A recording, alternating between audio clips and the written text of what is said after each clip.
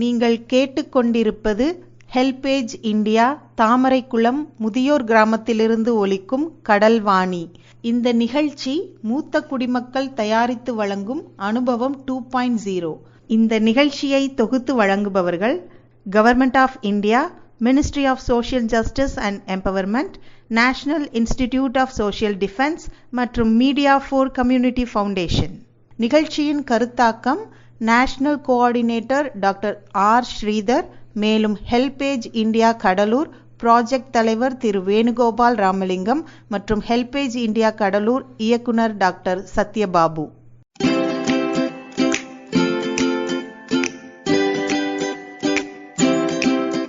தந்தனத்தம் என்று சொல்லியே வில்லினில் பாட, ஆமா வில்லினில் பாட வந்துடுச்சு கடல்வாணியே.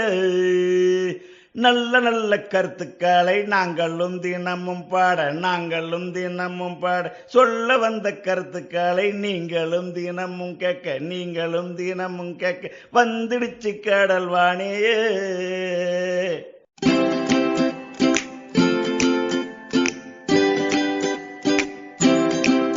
நேயர்களே, நம்முடைய அனுபவம் 2.0 நிகழ்ச்சியில் இப்பொழுது திருமதி சந்திரா அவர்கள் ஆரோக்கியமான உணவே ஆரோக்கியமான வாழ்வு எனும் கூற்றின்படி நாம் எப்படி ஆரோக்கியமாக இருக்க வேண்டும் என்று அவர்களுடைய அனுபவத்தை கூறுகிறார்கள். வாங்க நிகழ்ச்சிக்கு போகலாம். வணக்கம், நான் திருமதி சந்திரா சோலைப்பள்ளி பேசுகிறேன். என் வயசு 62. எல்லா வளமும் நலமும் பெற இறைவனை வணங்கி உங்ககிட்ட பேசுகிறேன். மனமும் உடலும் ஆரோக்கியமாக இருக்கணும். ஆனால் நீங்களும் அதை ஆரோக்கியமாக வச்சுக்கோங்க.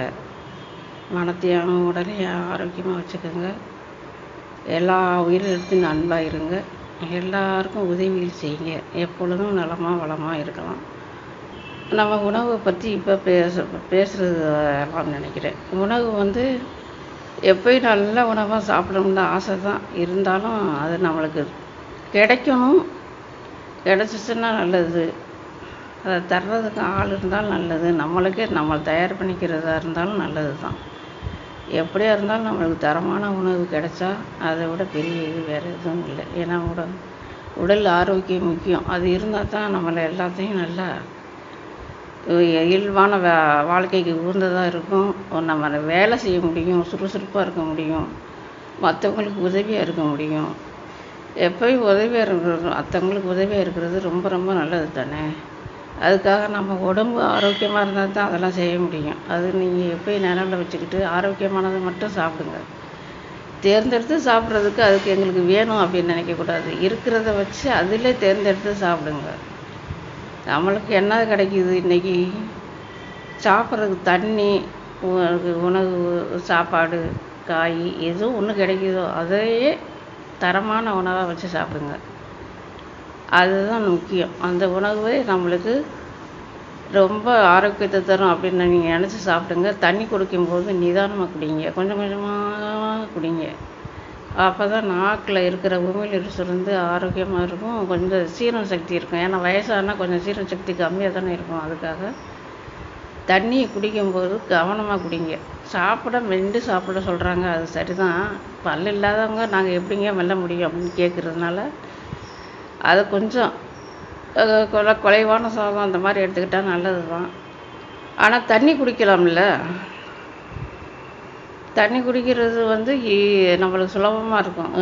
மெதுவாக குடிக்கிறது நல்லது தான். சாப்பாடு தான் கொஞ்சம் கஷ்டம். அதாவது மென்று சாப்பிட்றவங்க, சாப்பிட முடியாதவங்களுக்காக சொல்கிறேன். மென்று சாப்பிட முடியவங்களுக்கு சாப்பிடுங்க. நம்ம சொல்கிற சுலபம்தான்.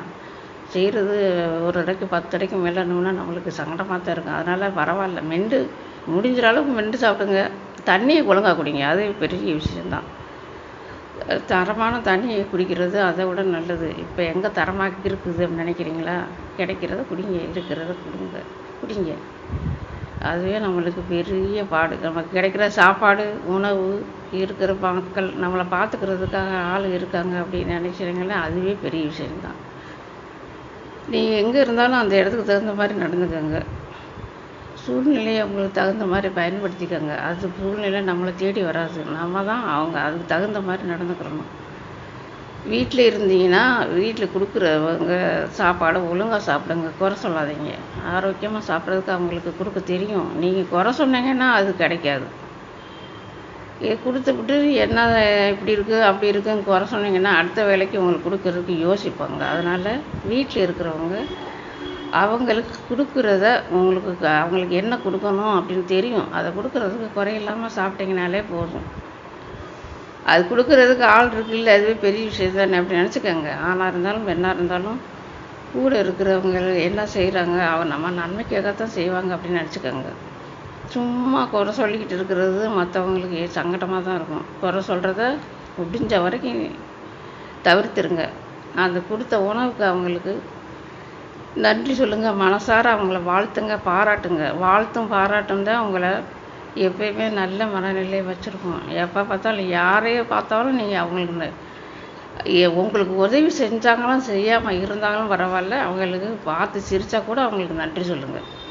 அவங்களுக்கு நீங்கள் செய்யணும், நீங்கள் வந்து அவங்களுக்கு செய்யணுன்ற அவசியமே இல்லை. எதிர்த்தாப்புல வரும்போது பார்த்து சிரிக்கிறீங்கல்ல, அதுவே அவங்களுக்கு நன்றி சொல்லுங்கள். அப்போயே நன்றி சொல்லுங்கள். அவங்க நல்லா அழகாக ஏதாவது ட்ரெஸ் உடுத்திருந்தாலும் சீவி இருந்தாலும் பாராட்டுங்க.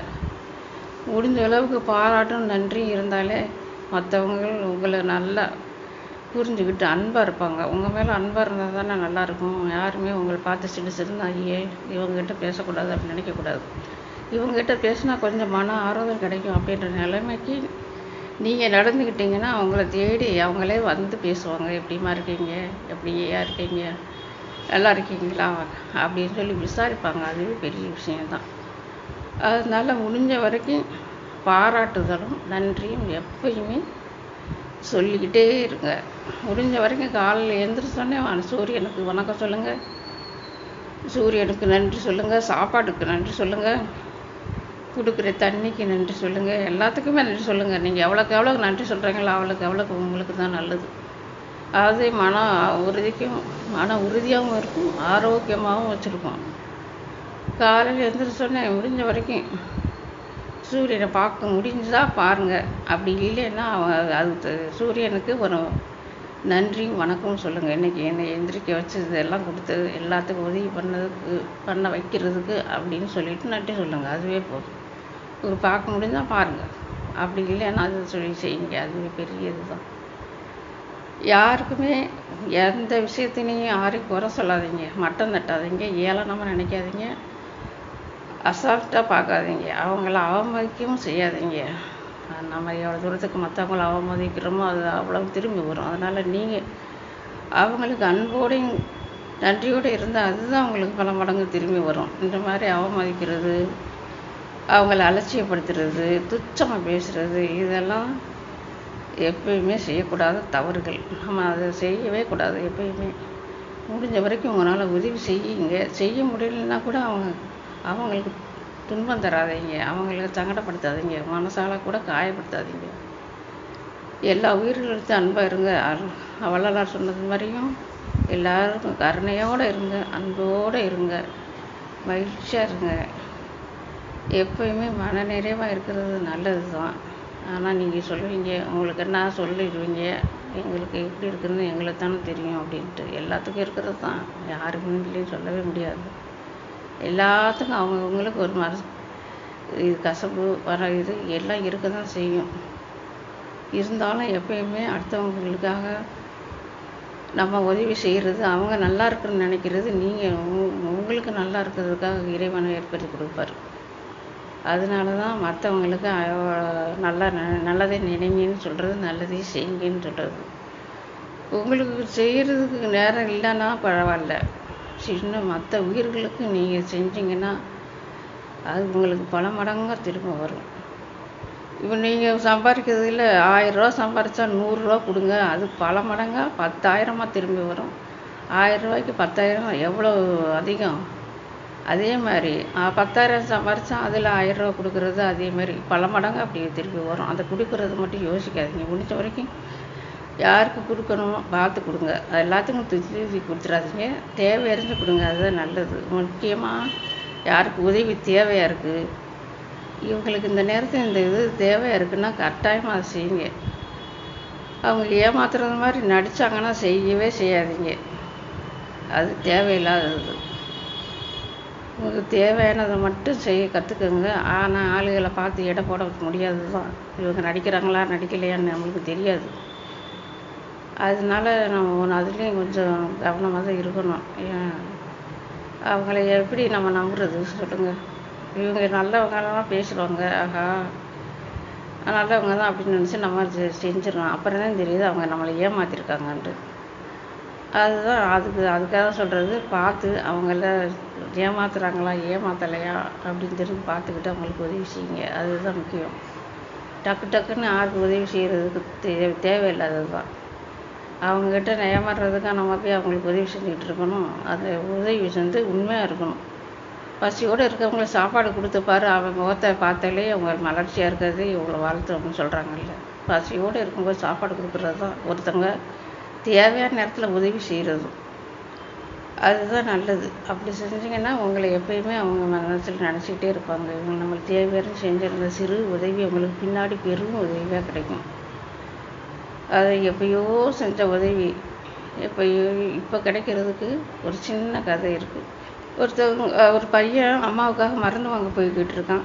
அம்மா மருந்து வாங்கணும், சாப்பாடும் வேணும். அந்த பையன் அம்மாவுக்கு உடம்புக்கு முடியலை. அவன் வேகமாக வந்துட்டு இருக்கும்போது அப்போ சாப்பாடு ஒருத்தர் போட்டுக்கிட்டு இருக்காரு. அப்போதான் சரி முதல்ல அம்மாவுக்காக வாங்கிடுவோம் சாப்பாடு, அப்புறமே மருந்து வாங்க போகும் அப்படின்னு சொல்லிட்டு போய்கிட்டு இருக்கும்போது அந்த பையன் அவர்கிட்ட போய் கேட்குறான், அங்கே போய் எனக்கு சாப்பாடு வேணும் அப்படின்னு சொல்லிட்டு. அவர் ஒரு பொட்டல் மட்டும் கொடுக்குறாரு. ஐயா, எனக்கு எங்கள் அம்மாவும் பசியோடு இருக்காங்க, நீங்கள் எனக்கு கொடுத்தீங்கன்னா ரொம்ப நல்லது அப்படின்னு சொல்லி கேட்குறான். பரவாயில்லையே, உனக்கும் சொல்லியிருந்தா உங்கள் அம்மாவுக்கும் கேட்டுருக்கிறிய, ரொம்ப நல்லா இருப்பப்பா அப்படின்னு சொல்லிட்டு அவங்க அம்மாவுக்கும் சேர்த்து ஒரு பொட்டலம் கொடுத்து விட்டுறாரு. சரின்னு சொல்லிட்டு அப்படியே முதல்ல அம்மாவுக்கு சாப்பாடு கொடுப்போம் அப்படின்னு சொல்லிட்டு வேகமாக வந்து அம்மாவுக்கு சாப்பாடு கொடுத்துட்றான். அப்போ அந்த பையன் எவ்வளோ அவருக்கு நன்றியோடு நினச்சிக்கிறான், இவர் எவ்வளோ நம்மளுக்கு அம்மாவுக்கு சாப்பாடு கொடுத்து உதவி இருக்கிறாரு அப்படின்ட்டு. இன்னொரு நாளில் அவன் கொஞ்சம் வளர்ந்த பிறகு அவன் படித்து அந்த வளாகத்துலேயே அவனை வச்சு வேறொருத்தர் அவங்க இருந்து அவங்கக்கிட்ட படிக்க வச்சு மருத்துவர் ஆக்கிட்டார். அப்போது அவன் காரில் வந்துக்கிட்டு இருக்கான்.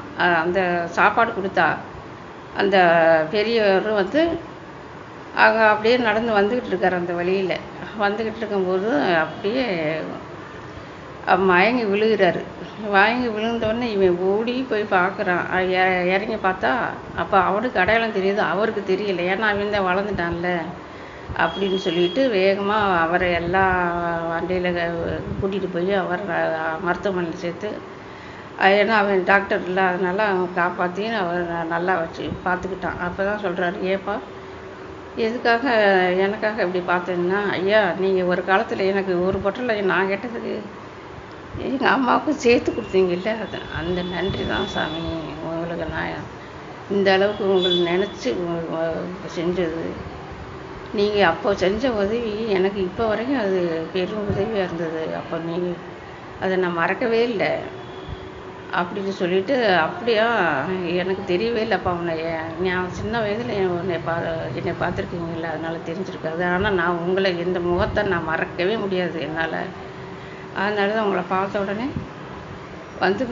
யாராக இருந்தாலும் காப்பாற்றிருப்பேன். ஆனால் நீங்கள் எனக்கு உங்களுக்கு இந்த உதவி செய்ய கொடுத்தது அந்த கடவுளுக்கு நன்றி. எனக்காக செஞ்ச உதவிக்கு எனக்கு திருப்பி செய்ய வச்சுருக்கிறாருல்ல அப்படின்னு சொல்லிட்டு அந்த நன்றி உணர்வோடு அவருக்காக பார்த்துட்டு அவங்க குடும்பத்தில் விட்டுட்டான் போய். அப்போ எப்பயோ ஒரு சின்ன உதவி செஞ்சதுக்கு எவ்வளோ பெரிய உதவி அவர் காப்பாற்றிருக்கு பார்த்தீங்களா. அதுதான் நம்ம நினச்சி கரெக்டாக அந்த நேரத்தில் அந்த நேரம் அறிஞ்சு செய்கிற உதவி நம்மளுக்கு பெரும் உதவியாக இருக்கும்.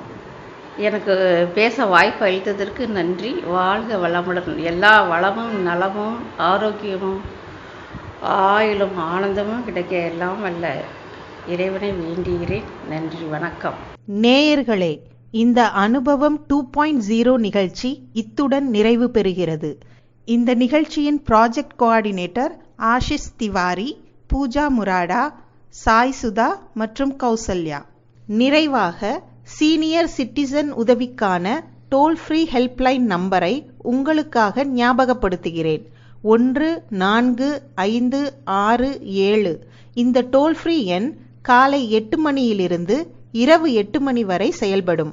மீண்டும் அடுத்த அனுபவம் 2.0 நிகழ்ச்சியில் சந்திக்கிறேன். நன்றி, வணக்கம்.